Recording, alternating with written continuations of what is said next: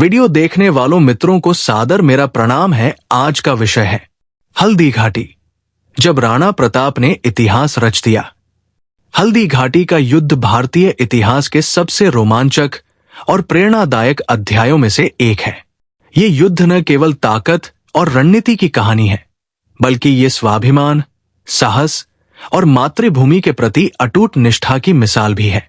1576 में लड़ा गया ये युद्ध महाराणा प्रताप और मुगलों के बीच हुआ था। युद्ध की पृष्ठभूमि: महाराणा प्रताप मेवाड़ के राजा और एक स्वतंत्रता प्रेमी शासक मुगल सम्राट अकबर की अधीनता को स्वीकार करने से इनकार कर रहे थे। अकबर, जो भारत को एकसार साम्राज्य में परिवर्तित करना चाहता था, ने राजपूतों के साथ कूटनीति का सहारा लिया। अधिकांश राजपूत राजाओं ने उसकी अधीनता स्वीकार कर ली थी, लेकिन महाराणा प्रताप का संघर्ष उनकी स्वतंत्रता की भावना और स्वाभिमान का प्रतीक बना। अकबर ने महाराणा प्रताप को शांतिपूर्ण तरीके से अपने अधीन लाने के लिए कई दूत भेजे, जिनमें उनके मित्र और कवि राजा टोडरमल और राजा भगवान दास शामिल थे। लेकिन महाराणा प्रताप ने हर बार स्पष्ट शब्दों में कहा कि वे स्वतंत्रता से समझौता नहीं करेंगे। हल्दी घाटी युद्ध का आरंभ 18 जून 1576 की सुबह हल्दी घाटी की संकरी घाटी में यह भयानक युद्ध हुआ। महाराणा प्रताप की सेना में भील और राजपूत योद्धा शामिल थे।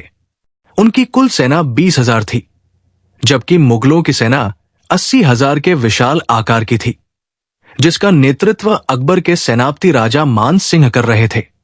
हल्दी घाटी का भूगोल युद्ध की रणनीति के लिए महत्वपूर्ण था।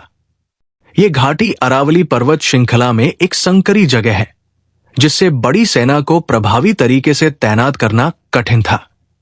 महाराणा प्रताप ने इसे अपने पक्ष में उपयोग किया। वीरता की गाथा: इस युद्ध में महाराणा प्रताप का वीर घोड़ा चेतक इतिहास में अमर हो गया। चेतक ने घायल होने के बावजूद महाराणा प्रताप को सुरक्षित स्थान तक पहुंचाया।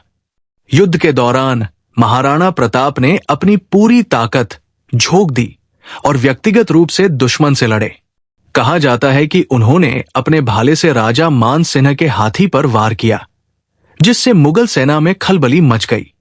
हालांकि मुगलों की विशाल सेना के सामने महाराणा प्रताप की छोटी सेना टिक नहीं सकी, लेकिन महाराणा प्रताप ने अपनी वीरता और रणनीति से मुगलों को भारी क्षति पहुंचाई।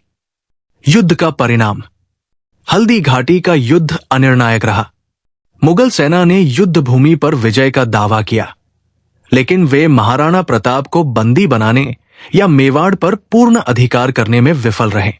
महाराणा प्रताप ने जंगलों और पहाड़ियों में रहते हुए गुरिल्ला युद्ध का सहारा लिया और मेवाड़ की स्वतंत्रता के लिए संघर्ष जारी रखा। महाराणा प्रताप का संदेश और प्रेरणा: महाराणा प्रताप का जीवन संघर्ष, बलिदान और मातृभूमि के प्रति निष्ठा का प्रतीक है। उन्होंने अपने राजसी जीवन का त्याग किया और संघर्षशील जीवन बिताया। उनके साहस और दृढ़ निश्चय ने यह साबित कर दिया कि स्वतंत्रता किसी भी कीमत पर खरीदी जा सकती है। हल्दी घाटी का युद्ध भारतीय इतिहास में एक मील का पत्थर है। ये युद्ध केवल एक सैन्य संघर्ष नहीं था, बल्कि ये इस बात का प्रतीक था कि सच्चा साहस और आत्मसम्मान किसी भी कठिनाई को मात दे सकता है। महाराणा प्रताप की गाथा आज भी हमें स्वतंत्रता और स्वाभिमान के महत्व की याद दिलाती है। महाराणा प्रताप की विरासत: महाराणा प्रताप की विरासत आज भी जीवित है। उनकी संघर्षशीलता और मातृभूमि के प्रति प्रेम ने उन्हें भारत के महानतम योद्धाओं में स्थान दिलाया। हल्दी घाटी की धरती वीरता और बलिदान की इस गाथा को संजोए हुए है।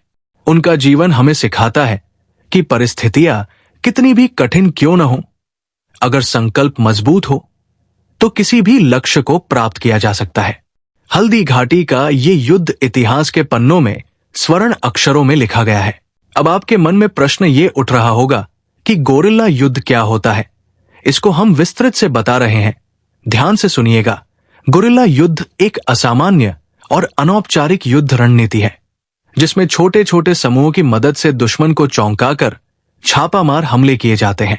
ये रणनीति विशेष रूप से तब उपयोग की जाती है जब किसी पक्ष के पास संसाधनों, जनशक्ति या पारंपरिक सैन्य ताकत की कमी होती है। गुरिल्ला युद्ध में लड़ने वाले समूहों को गुरिल्ला योद्धा कहा जाता है। वे अक्सर स्थानीय निवासियों, किसानों या छोटे समूहों में संगठित होते हैं। इस युद्ध की सबसे बड़ी विशेषता है इसकी अचानक आक्रमण और तेजी से पीछे हटने की शैली। गुरिल्ला युद्ध की प्रमुख विशेषताएं। 1. छोटी टुकड़ियों का उपयोग। योद्धा छोटे छोटे समूह बनाकर लड़ते हैं, जिससे उनकी पहचान करना और उन्हें रोकना कठिन हो जाता है। 2. सघन इलाकों का सहारा। गुरिल्ला योद्धा अक्सर जंगल, पहाड़ या अन्य कठिन इलाकों में छिपकर हमला करते हैं। 3. आश्चर्यजनक हमले। दुश्मन पर अचानक हमला कर उसे नुकसान पहुंचाना और तुरंत भाग जाना इस युद्ध की पहचान है। 4. स्थानीय समर्थन। गुरिल्ला युद्ध में स्थानीय लोगों की मदद महत्वपूर्ण होती है। वे जानकारी, भोजन और अन्य आवश्यक चीजें मुहैया कराते हैं। 5. आर्थिक और सैन्य नुकसान पहुंचाना।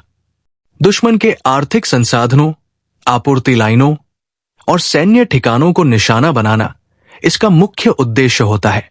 गुरिल्ला युद्ध के उद्देश्य। दुश्मन को लगातार परेशान करना, दुश्मन की सेना को थका देना, कमजोर पक्ष को लंबे समय तक टिकाए रखना, पारंपरिक युद्ध में जाने से बचना। इतिहास में गुरिल्ला युद्ध के उदाहरण। 1.